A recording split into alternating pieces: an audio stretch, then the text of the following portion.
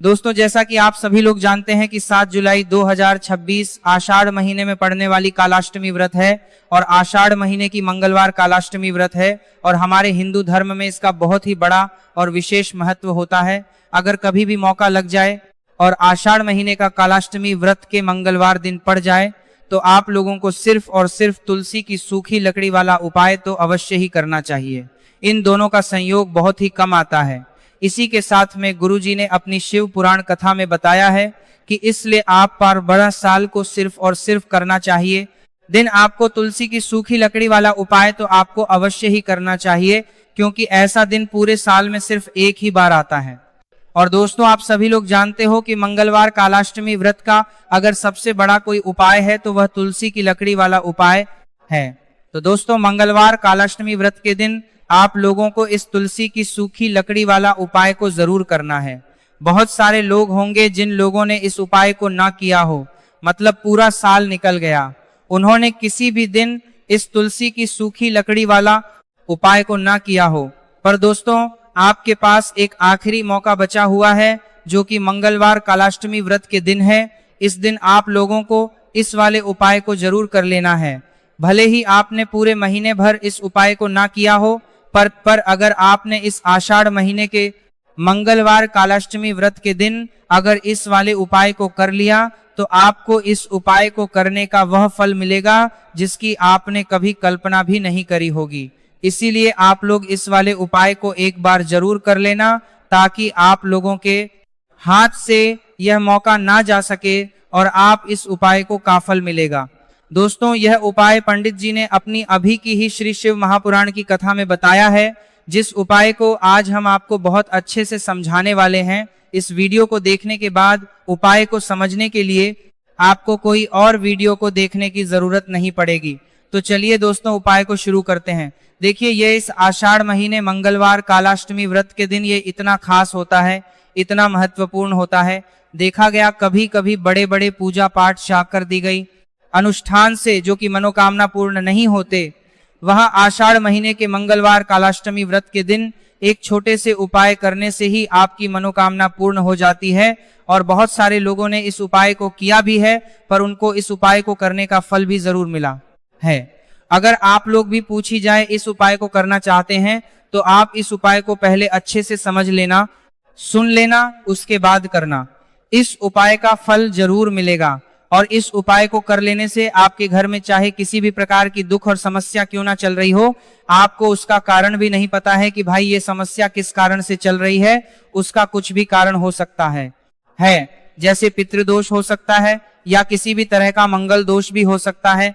तो इस दिन आप लोगों को यह वाला उपाय कर लेना है। यह एक ऐसा उपाय है जिससे उपाय को अगर किसी विशेष दिन पर किया जाए तो भाई उस विशेष दिन का जो है तो हमें मिलता ही मिलता है।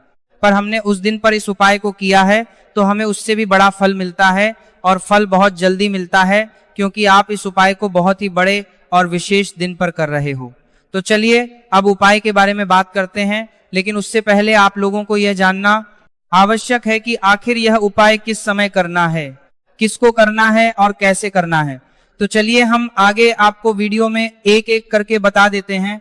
लेकिन अगर आप लोग हमारे चैनल पर पहली बार आए हैं या फिर मेरी आवाज आज पहली बार सुन रहे हैं तो हमारे चैनल को सब्सक्राइब जरूर कर दिया लेना और इस वीडियो को लाइक करके कमेंट बॉक्स में श्री शिवाय नमस्तुभयम ओम नमः शिवाय जरूर टाइप कर देना। तो दोस्तों, इस तुलसी की सूखी लकड़ी वाला उपाय को हमें मंगलवार कालाष्टमी व्रत के दिन कैसे करना है, किसको करना है, किस समय करना है और कहां पर करना है, यहाँ ये सारे सवालों के जवाब आपको इस वीडियो में मिल। और जो ये वीडियो देखेगा भाई उसको तुलसी की सूखी लकड़ी वाला उपाय जरूर करना चाहिए, क्योंकि इस दिन काला तिल का भी बहुत ही बड़ा और विशेष महत्व होता है। और जब बात आ जाए तुलसी की सूखी लकड़ी वाला, आपको बात तक कर दिया है, ये सारे सवालों के जवाब को वहां पर बात तरीके के साथ तुलसी की सूखी लकड़ी वाला देखना चाहिए। और जब बात कर दिया है उसको तुलसी की सूखी लकड़ी वाला बात तरीके के साथ उपाय की, तो यह सोने पर सुहागा वाली बात हो जाती है और यह बहुत ही बड़ा उपाय होता है।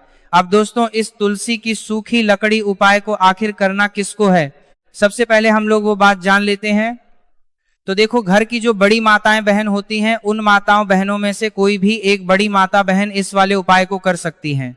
और दोस्तों, अगर आप चाहे तो अपने घर में से सभी सदस्यों को भी इस उपाय को करवा सकते हैं।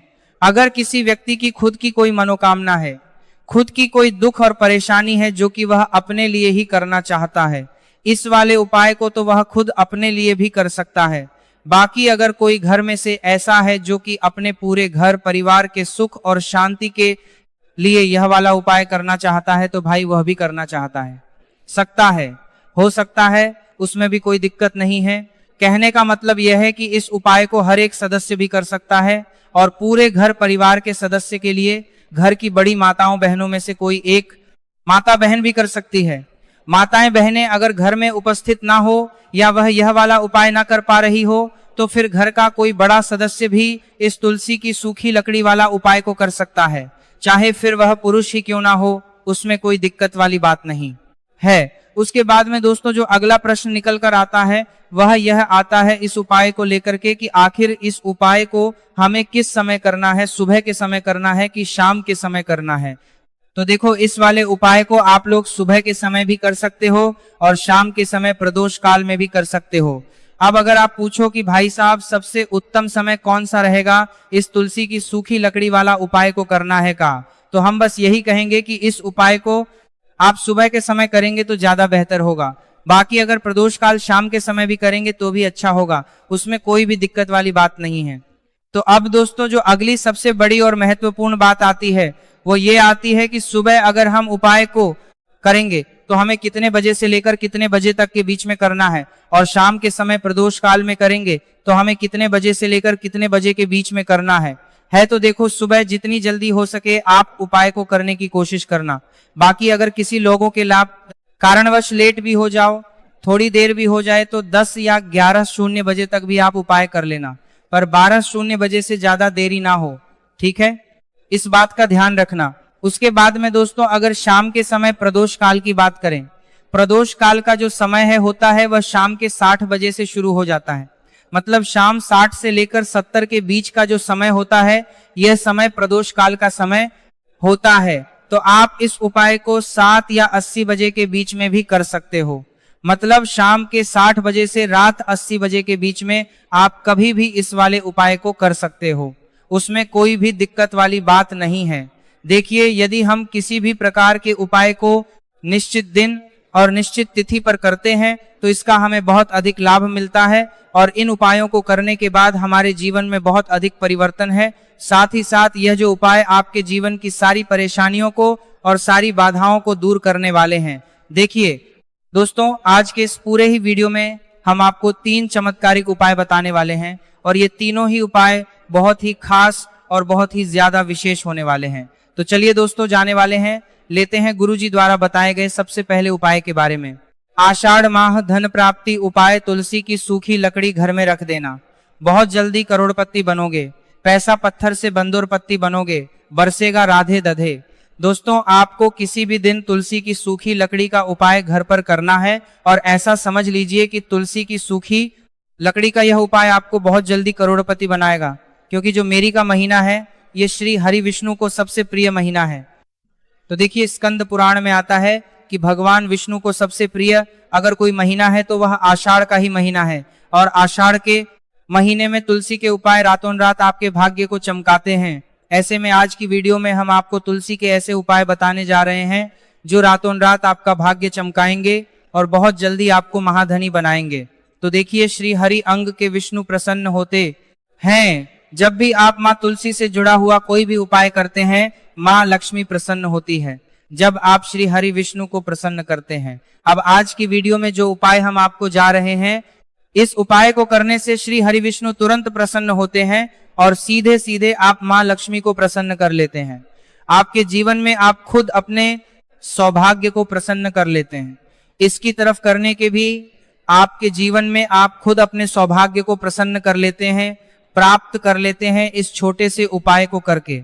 तो देखिए, सबसे पहले बात कर लेते हैं कि जो माँ तुलसी, इनके बिना श्री हरि विष्णु का पूजन और श्री हरि विष्णु का भोग दोनों ही अधूरे हैं। जब भी हम श्री हरि विष्णु को भोग कराते हैं, उनको भोग लगाते हैं, उसमें हम तुलसी दल जरूर डालते हैं।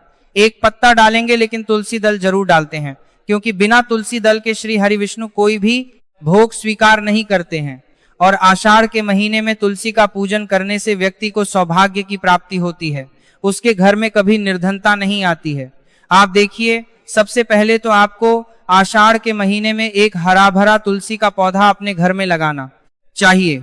अगर पहले से आपके घर में तुलसी का हरा भरा पौधा है तो बहुत उत्तम है, अगर नहीं है तो आषाढ़ के महीने के लिए महीने में एक तुलसी जी का पौधा आप जरूर लेकर आ, क्योंकि सबसे श्रेष्ठ महीना है तुलसी के पौधे को अपने घर में लाकर लगाने के लिए। दूसरी चीज की कालीन के लिए देखिए, आषाढ़ के महीने में या उससे पहले आपके घर में तुलसी जी का पौधा सूख गया है, और अगर तुलसी का पौधा आपके घर में सूखा हुआ है तो उससे कौन पाए हैं जो आप करके रातों रात अपने भाग्य को चमका सकते हैं। तो देखिए, अगर आपके घर में तुलसी जी का सूखा हुआ पौधा है, इसमें आपको हरे भरे पौधे से उपाय